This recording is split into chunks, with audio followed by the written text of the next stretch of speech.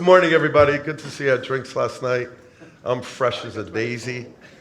Sarah, I like yesterday's introduction better. Could you do that this afternoon? Thank you, Sarah. Thank you, Rob. Pleasure to be here. Good morning. Thank you for coming. This is an extremely important panel for a host of reasons. First and foremost, because Howard Glaser and Martin Lycka are pros beyond imagination in the industry, trying to move the dial. And I have to say it, and then I'm going to kick it to Howard and Martin. And Howard gave me permission to do this. First of all, Senator Joe Adabo is up in Albany at a caucus working on the issue we're talking about. So that's good news, although we wish he was here. And Senator Lang is also in a session today, and that's what happens with legislators. So we apologize for that, but Martin Lycka is going to fill in incredibly well because of his vast background. I want to start off by disrupting. $620 million spent by the industry on trying to get a ballot referendum passed in California, which started out at 32% in the polls. Nationally, we know that sports betting is supported by America by 72%. $620 million, and they barely got 18% of the vote. Think about that for a minute. All of that money, this reminds me of the conversation I had with Esai Sheinberg, the founder of Pierce Software and PokerStars. I said, Esai, you and Caesars are spending $40 million each on trying to lobby to Congress.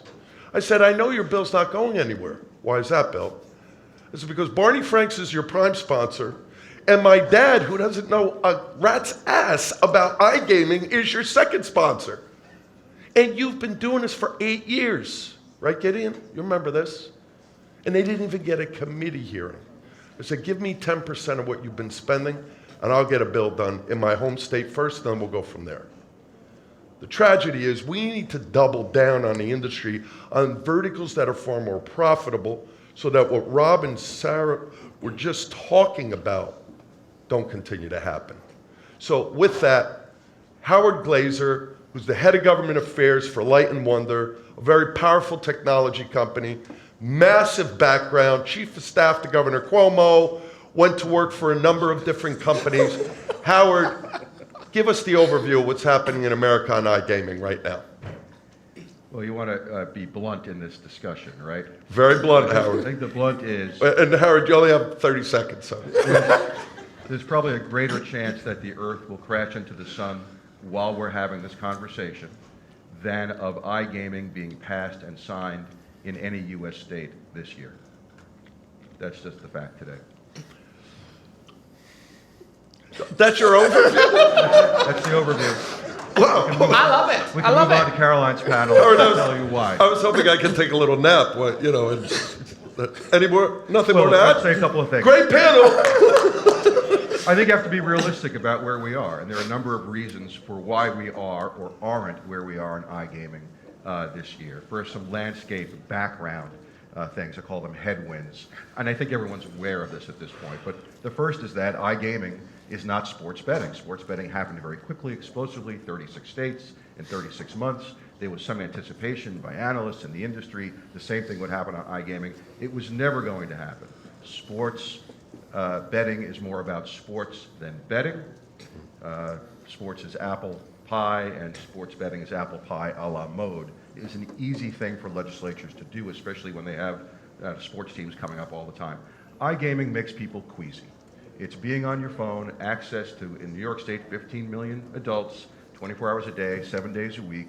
It has a different feel to it, and that's just an instinct that people have, and they have a lot of questions about it. And then I think the other probably major headwind is, at the end of the day, there are a lot of good arguments for iGaming. It's illegally happening out there now. It's not being taxed. It's putting consumers at risk. All of those reasons that we know. But what moves the needle is the need for revenue by U.S. states. Educate them on what it is, but then later on, they need the revenue. And in this case, nobody needs the revenue. They got $296 billion from the U.S. federal government for stimulus associated with post-COVID recovery. still working through that process. California went from $100 billion a year deficit, to 100, surplus. So they've got not the same need for revenue that would normally drive these things. That will change over time. The education will change over time. But those are general background causes. The proximate cause of not winning this year in places like, I call them the I states, Iowa, Indiana, Illinois. You've read about these states for 2 years. These are the next places that are going to go on iGaming. Why didn't they go? The common thread among all of them is that the industry itself, to your point about California, is spending all of its time fighting each other over who gets a piece of the pie, who wins, as opposed to expanding the pie. And that's what we say playing out. And until that dynamic changes, there are no wins to be had in the U.S. on iGaming. I'll pause there. That's great. That's great. We know that sports betting has moved, I think, at a meteoric pace. And I'm hopeful that through your leadership, Howard, and Martin's and others, we can kind of bring the industry back together in a positive way to move things forward. Martin, from your perspective, you've got vast experience. You're the head of regulatory affairs and the head of RG for the largest publicly traded online gaming company in the globe, Entain, partnered in the US with MGM for BetMGM. What's your perspective and where you think things are going, Martin? Good morning, everybody. Thanks for having me again. I really enjoyed yesterday. Also to Sarah's point, what was the line that the industry really enjoys networking? There are lots of empty chairs here, so you can tell that we do enjoy networking. About Bill's dad, if I may, and then I will say something of substance. Yes, we were trying to get BP2, or BP4. He's even in the industry, but we're stuck with BP3. And I made a pinky promise I wouldn't say that, but I just couldn't help myself. And this is the temptation. Thanks for settling. But you're a on great me. man and an even better friend, Bill. Finally, I clearly get to pick which senator I want to be. So, Yeah. Adabo or Lang. I had the pleasure of having met Joe Adabo, and I was told last night, Bill asked me to join the panel, and I was delighted to be able to do that, but then I realized I might need to start practicing my Queen's accent. I miserably failed. It's going really well. Yeah, I know. My wife was staring at me. Just, what are you doing there? Anyway, on the point of substance, yeah, amen to everything what Howard said. The panel could end here, but then that would be boring. Compared to sports betting, I believe that doing sports betting in this country, just like anywhere else, it wasn't easy, but it was much more straightforward. And not only for the reasons that Howard just very aptly and pertinently alluded to. Taking Indiana as an example, and we had all the faith and confidence in our good friend Senator Ford that he would get it done, and he put in a big shift, but sadly it hasn't worked out. Felt rather miserably, just like my Queen's accent, I shall digress. In Indiana, and that may be another issue in the other states, as soon as the iGaming bill dropped, there cropped up all sorts of other free riders, other groups that were very keen, if not desperate, to piggyback off that bill. And with all due respect to them, I do understand why they want and need to be regulated, like iLottery and the video gaming terminals. And I think that just made complete dog's dinner, and maybe British, not American expression, in the legislators' hats. So what is it we're actually dealing with here, and how broad the iGaming scope and portfolio of products is? So that, long story short, once again compared to sports betting, not only because of the eventual league's support and them having from their weight behind it, the narrative was clear. This is related to sports. You know, sports, and let's not fool ourselves into believing that sports betting, I mean illegal sports betting and bookmaking, would not have pre-existed the repeal of PASPA. It was all around. So it's quite clear what was happening, and it got a lot of hype around it, and there was a clear narrative. And I believe that, to Howard's final point, I believe that's what the industry needs to get better at, devising a clear an even passionate narrative for iGaming, then we might stand a better chance. I'm still hopeful that our other senator friend, Senator Lang, will get it done in New Hampshire, but then the big question will be whether he will go down the New Hampshire sports betting model, whether DraftKings would be laughing or whether somebody else will get it. Yeah, true. Just a couple of, if I may, vignettes. Number one, everyone in this room, I don't care what you do, whether you're an operator, a law firm, a lobby firm, a consultancy firm, a compliance company, cloud-based technology provider like Light & Wonder, everybody stands to benefit immensely from this. Why is the industry contracting? The markets, inflation, stagflation, the war, things out of our control. But we need to focus on what's in our control. And we need to do a better job with the narrative. I want to take you back 10 years, actually 11 years. I was in the Senate Gaming Committee. A gentleman you know, and some of you know, like Mr. Weiss, formerly with the DGE, a great man, the only unindicted mayor of Atlantic City in the last 60 years, save the current mayor, who did get slapped around a little bit for some domestic stuff, but so far he's doing okay. For now. Jim Whalen. He became the senator from that area, District 2. He was the chairman of the gaming committee. So here I am, former lobbyist for Brick and Mortar World,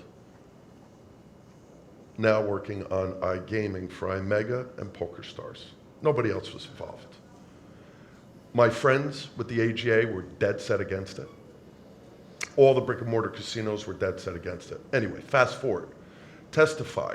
Senator Turner, African American woman, still in the Senate, served when my dad was in the state legislature before he moved up to that godforsaken US Congress, who can't get anything done and can barely run a one-car funeral.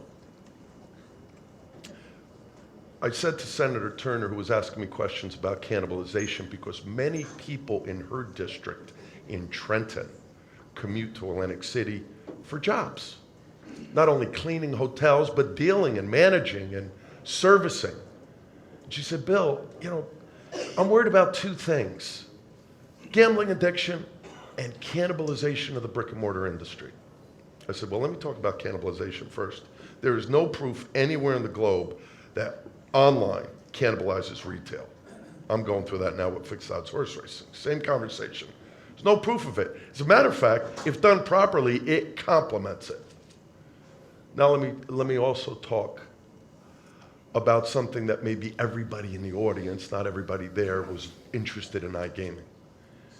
Rob, Sarah, we both have beautiful kitchens, I'm sure, in our homes, full of food, with stoves and ovens and refrigerators.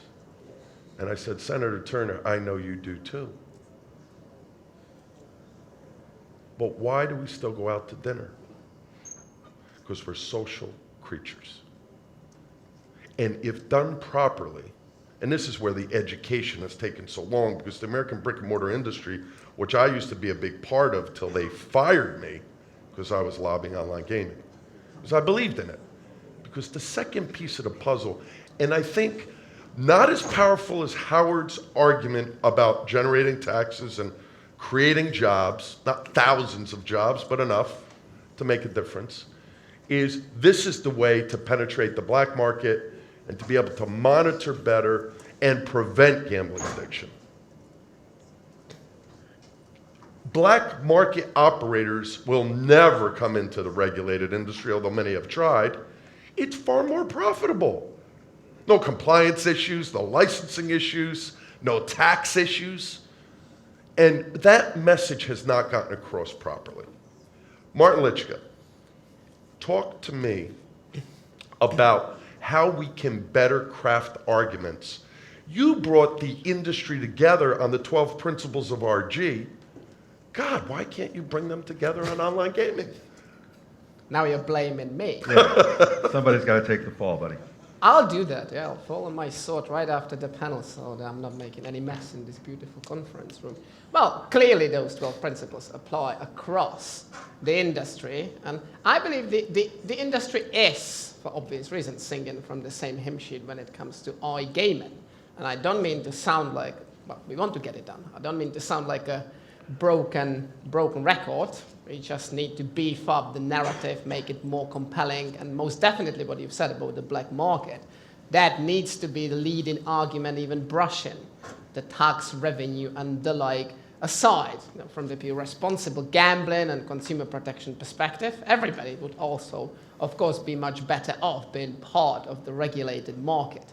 And I suppose we could talk about those magnificent and very brave 6/7, you know what I mean, with Nevada being limited to poker, states that have regulated online casino, and I totally understand why most of them would not have, credit to those of them who have, would have regulated sports betting and iGaming or online casino and poker at the same time.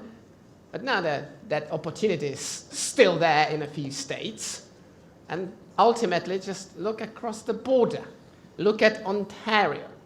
I think they've done, no regulations perfect, there are no silver bullets, but they've largely done a wonderful job in terms of bringing, actually we could bring Ontario in instead of me. Don't listen to me, listen to Ontario.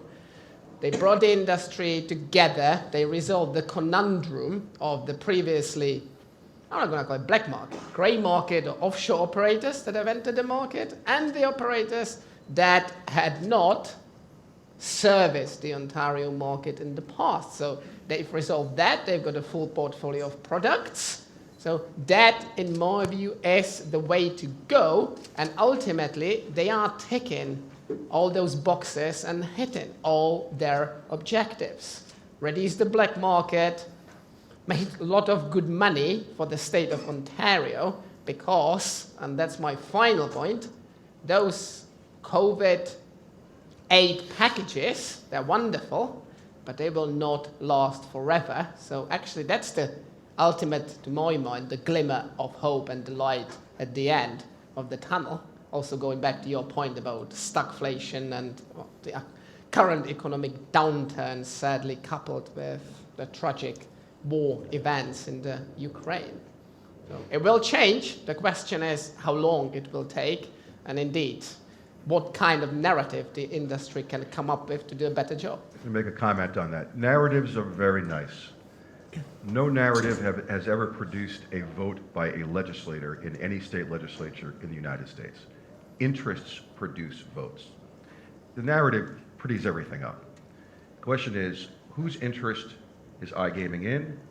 Whose interest is iGaming not in? And when the interests for are better than the interests against in the legislature, we will win. So I'll probe that question for a minute. Who's against iGaming in Indiana, in Illinois, in Iowa, any of these states? Nobody. There's nobody against it. To my original point, the fight is within the broader gaming industry over who gets what out of it. And those interests are pitting the industry in an internal war. You have a gaming industry that has grown very rapidly in terms of market penetration in some of these states. You have not only sports betting more recently, commercial gaming, tribal gaming, video games, VGT gaming, lotteries, iLottery, horse tracks, racinos. We opened the door to that growth. Now, when there's a new technology, a new product, everybody wants to have their piece of it. For the casinos or the interactives to come in and say, it's only us, you open the door to gaming, you make more money in Illinois from VGTs than you do from casinos, that worries us a little bit. You can't now give VGTs another iGaming component. The VGTs, now very politically powerful in Illinois, come back and say, well, we'll shut the bill down. They each can veto each other. I'm not saying who's right and wrong, by the way. I'm just saying that's what has to be solved. Until all of those interests have something that they get out of a particular bill in a particular state, these things won't happen. And this is now playing out in every state. In Indiana, It's kind of a VGT fight you alluded to. In Iowa, it's regional casinos that are afraid that their lunch will be eaten on the interactive market by the larger national brands. And that's kind of what happened to them on sports betting. So they'll shut it down. They're more powerful in a place like Iowa than the national casinos are. So there's a common thread that runs through all of this, which is resolving as a holistic industry. Are we growing the pie? Does everybody get to participate? Or by saying we need to own all the means of production here and the market, nobody else can have it. That's a path to oblivion, which is currently where we are. Howard, I woke up not that optimistic this morning. I don't know if you noticed that. Yes, thank you. 3-minute warning. 3:15. Well, make the most of it. Howard, talk a little bit, if you would, because I think you're the best place to do this. Educate us on what's currently going on in New York and New Hampshire, please. You know, New York is actually, it was a state that wasn't on anybody's bingo card until last year. I give Senator Dabo a great deal of credit for pivoting from sports betting to online gaming, and he got a big boost by the planetary success of sports betting in New York. You can argue about the tax rate of sports betting in New York, but the fact is it's producing $900 million for the state of New York this year. And as we all know, iGaming performs better in every market from a GGR and revenue point of view than sports betting does. So he's got a great argument. He's pushed it very hard. He is up in Albany today. They are conferencing on a budget bill for the state, and that bill, there is an effort to put in the iGaming. There's little opposition to that either. It's a different interest issue in New York. And I'll just say, New York is a union state. Nothing happens without making sure that the employee organizations are part of this process, and that's the process that, I think that is currently going on in Albany, is how to assure employee organizations that the cannibalization concern, which people instinctively think online will always kill retail. We know that doesn't happen in this industry, but you have to do some work in order to get there. So it's playing out currently. I think there's a path in New York. It'd be an exception, I hope, to my rule that I gave you at the beginning, but there's a narrow path, and that door is closing over the next 48 hours. Mm-hmm. I said 2 Januaries ago, right after the presidential election, and I was wrong, that 3 things happened that benefited iGaming moving in the U.S. And I was wrong. I want to fall on a sword. The defeat of Donald Trump, the election of Joe Biden from one of the 6 iGaming states, 7 if you include Nevada poker only, and the death of Sheldon Adelson. I thought that would create a foundation for movement. I was wrong, because nothing's happened. Briefly, if you can, because we're bumping up against the time, Howard, lessons learned. What is common about what's happened in those 6 plus Nevada states that we can learn from and utilize? Well, I think the thing that was different in the states that more recently legalized, in Pennsylvania and Michigan in particular, because they're different than New Jersey, is they had an extreme revenue need. And everything I just talked about becomes much less of an obstacle, who's fighting who in the industry, when a particular state is starving for revenue. And keep in mind that because they've been well funded by the federal government on stimulus, they have spended up to the amount that they've been receiving. As that money withdraws, whether or not there's a contraction in the economy, there's a new baseline for state governments that will require additional sources of revenue. The education work that the industry is doing now in all of these states, and this is where the narrative comes in, will have an effect when that revenue need comes due and they pull off the shelf, oh, we got iGaming. It's an industry saying to us as a state, tax us, regulate us, protect consumers from the illegal market. No one says that to a state legislature. They're trying to avoid being taxed. We're the only guys saying tax us. That moment will come. It's inevitable. It's just not this year. Not if, but when. Ladies and gentlemen, join with me in thanking Martin Lycka and Howard Glaser. Have a great rest of your day. Thank you.